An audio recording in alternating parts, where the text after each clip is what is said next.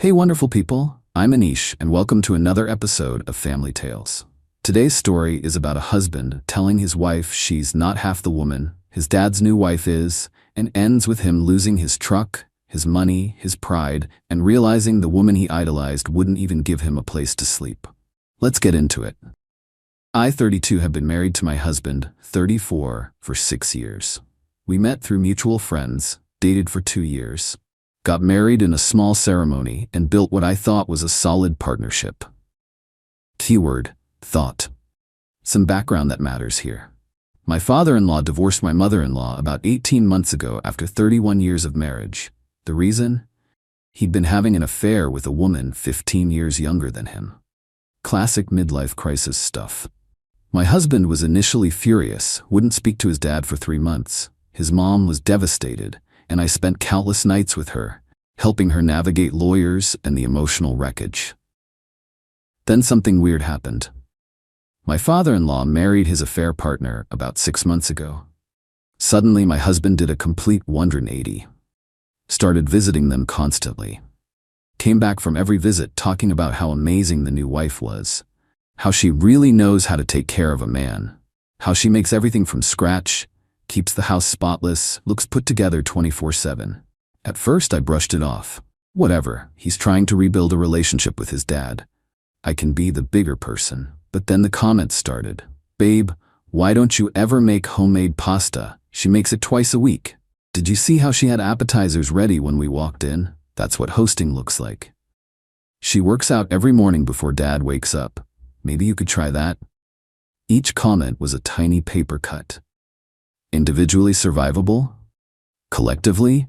Death by 1,000 slices. The thing is, I work full-time as a paralegal at a busy firm.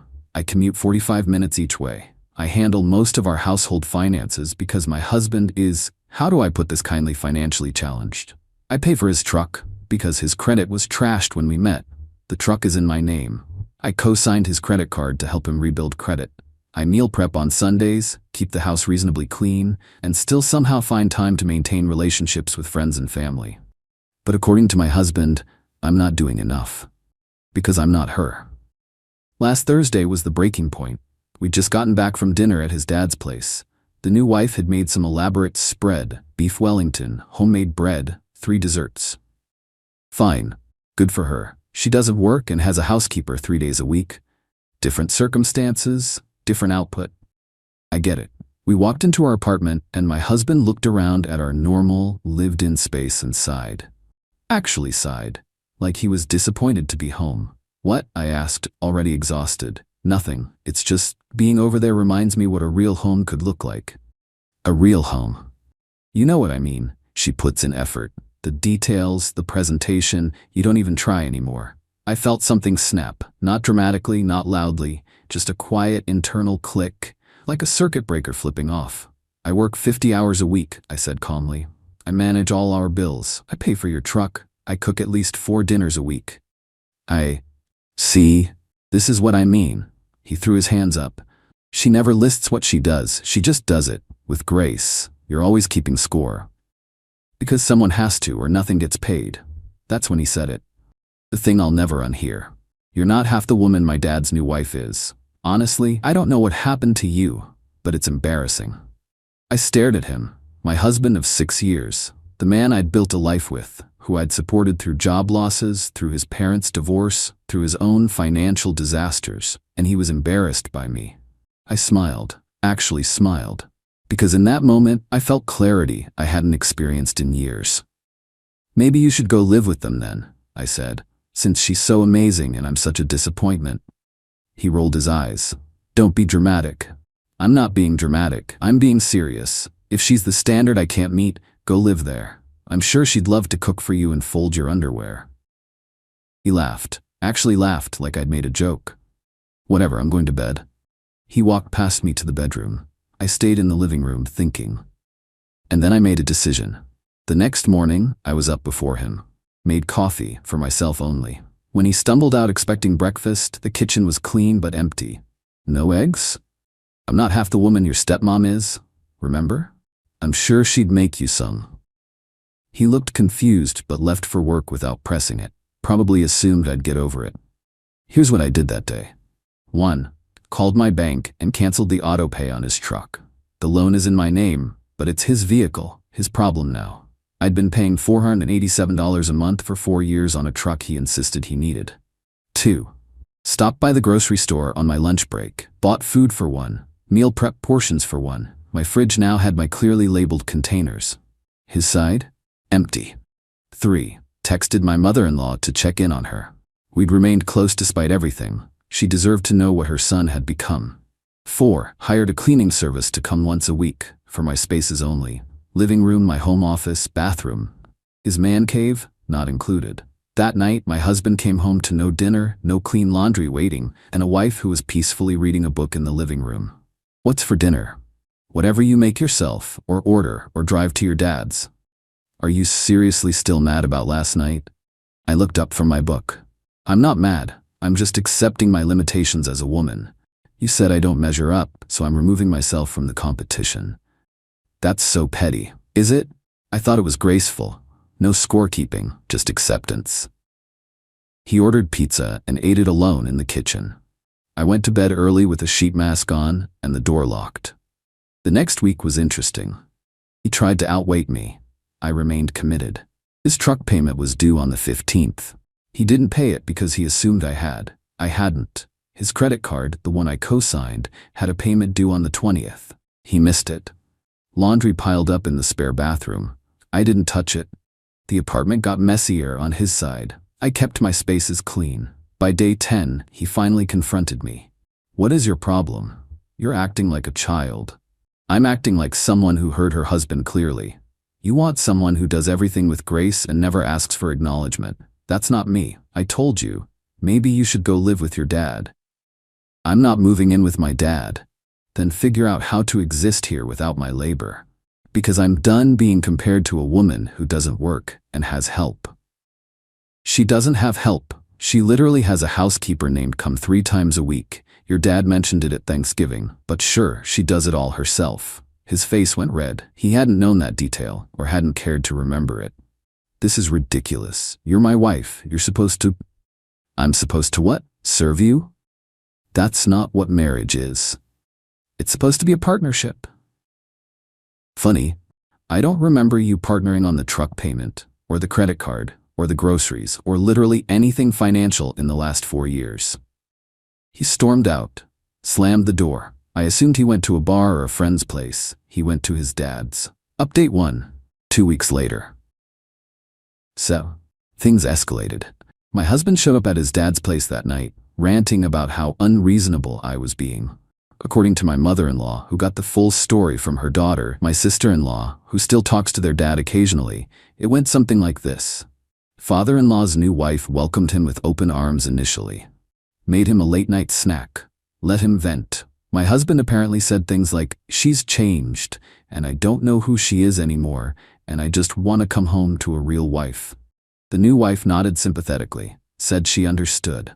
Said some women forget their purpose. I almost laughed when I heard that part. Their purpose? Sure. But here's where it gets good. My husband, emboldened by her support, asked if he could stay with them for a while, just until I came to my senses. According to the story, there was a long pause. My father-in-law looked at his new wife. She looked back at him with what was described as a very specific smile. Oh, honey, she said, we love having you visit, but we're still newlyweds. We need our space. I'm sure you understand. Translation, you're great for validation, not for actually housing and feeding. My husband apparently tried to argue that it would only be temporary. My father-in-law jumped in and said, son, you need to work things out with your wife. That's what marriage is. The hypocrisy. This man, who left his wife of 3 decades for a younger woman, was now lecturing his son about working things out. My husband came home that night with his tail between his legs. I was already in bed with the door locked. He slept on the couch. The next morning, reality started hitting harder. He got a call from the auto loan company. Missed payment. Late fee applied. Next missed payment would trigger additional consequences. Why didn't you pay this? He was waving his phone at me. Because it's your truck. I've been paying it for 4 years out of generosity. That generosity ended when you told me I was embarrassing. I didn't mean. You said exactly what you meant. You've been saying it for months. I just finally listened. So what? You're gonna let my truck get repossessed? Your truck? Your problem? Sell it, make payments, do whatever you need to do. I'm not involved anymore. This is financial abuse. I genuinely laughed at that one. I'm sorry, me not giving you money is abuse? Interesting perspective. Write that down and see how it sounds out loud. He called his dad, asked for a loan. His dad said he'd think about it, which we all know means no. He called his mom. She said, and I quote, "Maybe if you hadn't compared your wife to your father's mistress, you wouldn't be in this situation." I love that woman. Over the next week, things got messier. His truck payment remained unpaid. The credit card was now 2 payments behind. He tried to pay the minimum, but realized he couldn't access the account because it was linked to my email. I told him I'd transfer the account to him fully, which would also remove him as an authorized user with any credit benefit. You're ruining my credit. Your credit was ruined when I met you. I've been rebuilding it for you. Now you can manage it yourself. I can't afford both payments. Then prioritize, or sell the truck, or ask your dream stepmom for help. That last line hit something. He went quiet. She won't help, he finally said. I asked. You asked your stepmom for money? I just mentioned I was having trouble, and she said they're on a fixed budget because of the new house renovations. Fixed budget, with the 3-day-a-week housekeeper. Shut up. I'm not saying anything you shouldn't have already figured out. She's not your mom. She's not your friend. She's someone who married your dad for his money and doesn't want to share it with his adult children. He looked at me with something like horror, the realization finally seeping in. Then why? Why does she act so welcoming? Because it costs nothing to be charming when someone visits. It's not real. He sat down heavily on the couch. I almost felt bad for him. Almost. What do I do? That's not my problem anymore. You made it clear I'm not the woman you want, so I'm stepping back to let you find what you're looking for. I don't want a divorce. I didn't say divorce. I said I'm stepping back from being your maid, cook, and financial manager. We're roommates now who happen to be married. Figure out your own life. He didn't respond, just sat there staring at the wall. Good. Let it sink in. Update 2. 6 weeks later. Things have been educational. My husband's truck got repossessed 3 weeks ago. He'd missed 3 payments, and they came for it on a Tuesday morning while he was at work. His coworker called him to say some tow truck was hooking up his vehicle. The scramble was almost impressive. He called the loan company, begged, offered to pay the back amount. They said sure, $1,461 to get current, plus a $350 repossession fee, plus a $200 storage fee. He didn't have it. He called me while I was at work. You have to help me. Please, I need this truck for work. How is this my responsibility? Because you caused this.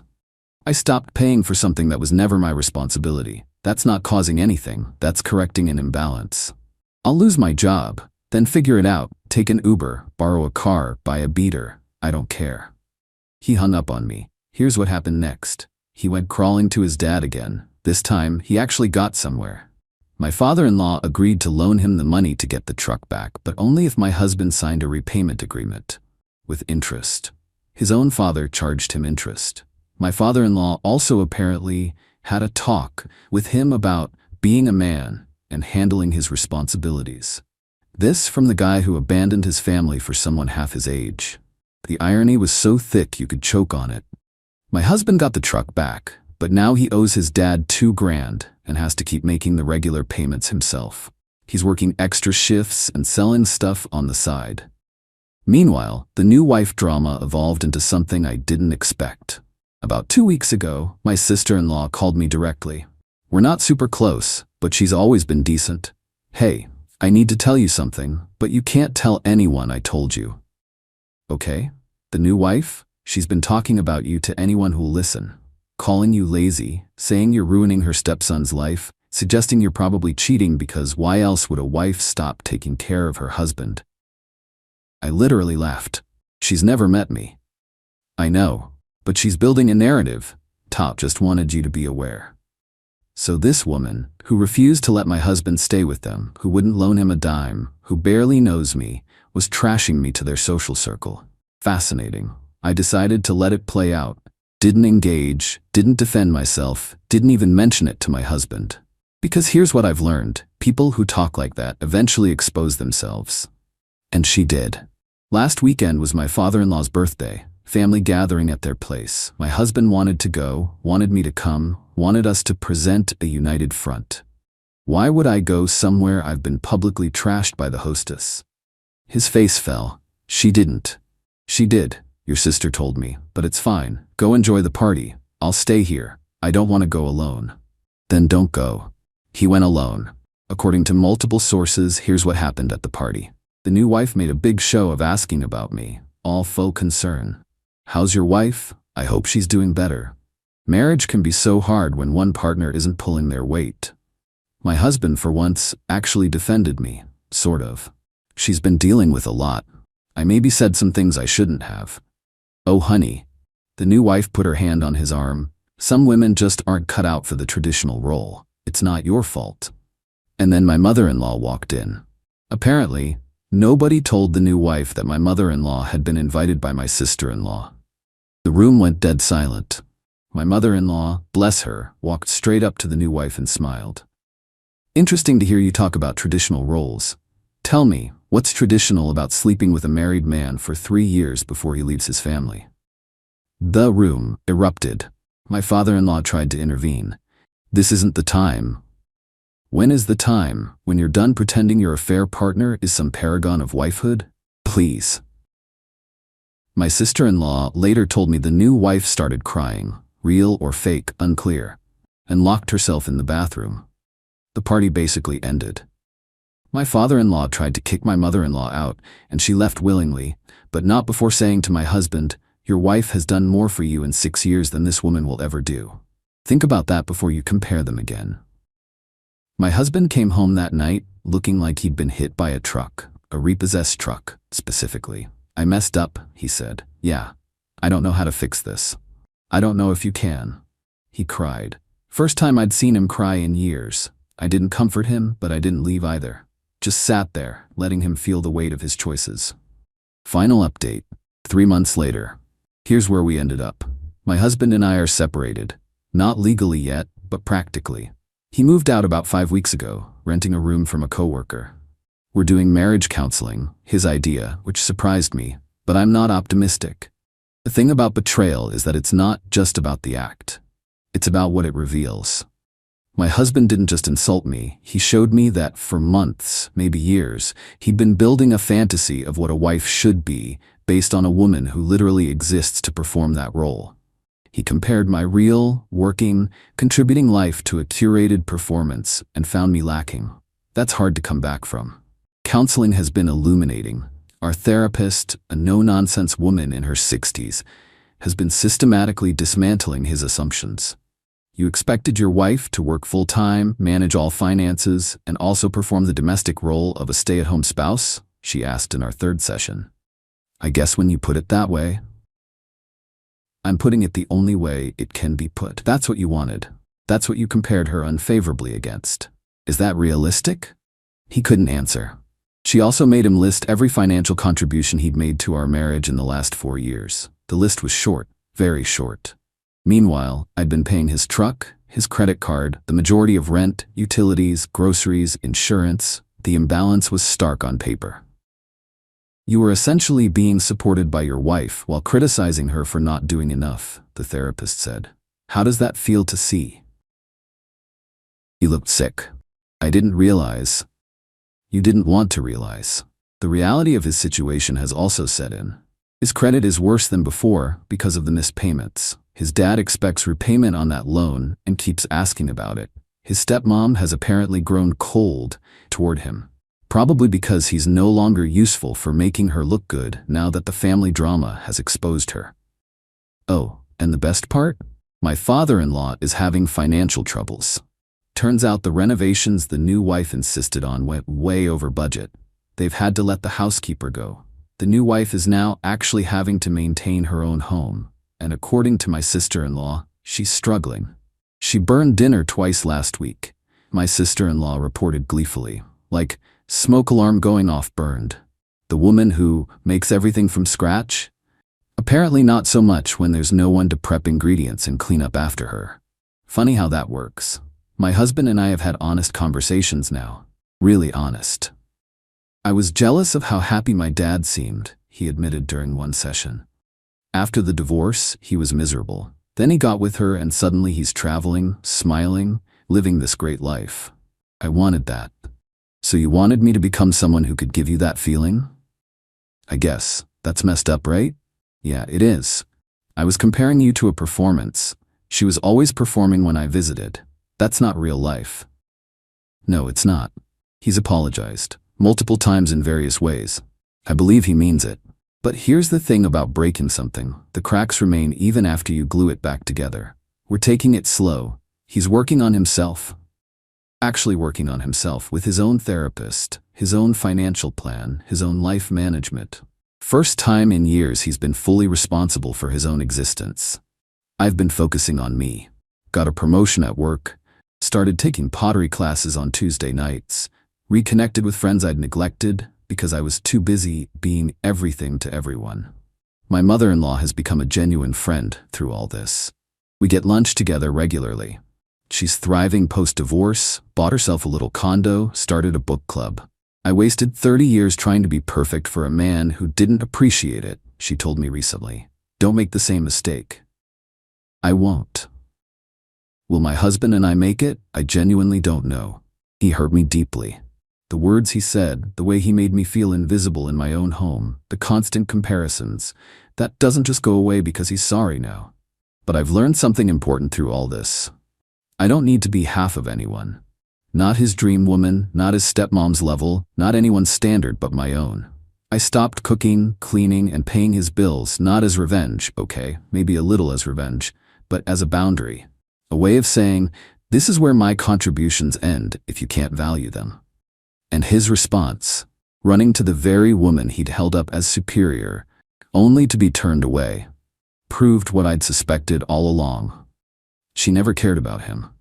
She cared about the image of the perfect blended family, the adoring stepson, the validation.